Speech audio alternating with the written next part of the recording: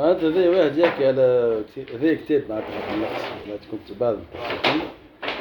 دونك هذا يحكي على شخصية السعد أن الرجل كثير المحفوظ حاضر الجواب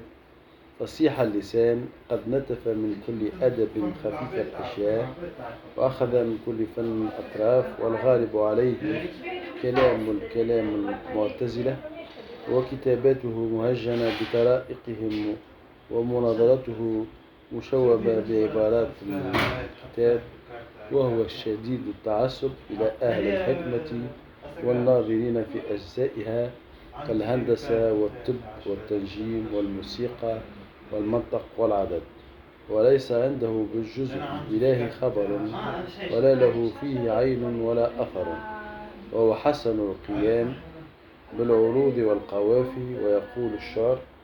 وليس بذلك في بديهته غزارة وأما رؤيته فخوارة وطالعه الجوزاء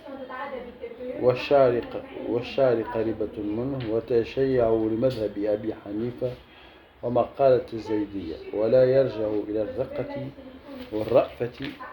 والرحمة والناس كلهم مهجمون عنه لجرأته وسلطته واقتداره وبسطته شديد العقاب خفيف الثواب طويل العتاب بذيء اللسان يعطي كثيرا قليلا أن يعطي الكثير القليل مغلوب بحرارة الرأس سريع الغضب بعيد الفئة قليل الثيرة حسود حقود حديد وحسده وقف على أهل الفضل وحقده صار على أهل الكفاية أما الكتاب والمتصرفون فيخافون سطوته وأما المنتجعون فيخافون جفوته وقد قتل خلقا وأهلك ناسا ونفى أمة نخوة وتعنتا وتجبرا وزهوا وهو مع هذا يخدعه الصبي ويخدمه الغبي لأنه المدخل عليه واسع والمآتي إليه سهل وذلك بأن يقول مولانا يتقدم بأن أعار شيئا من كلامه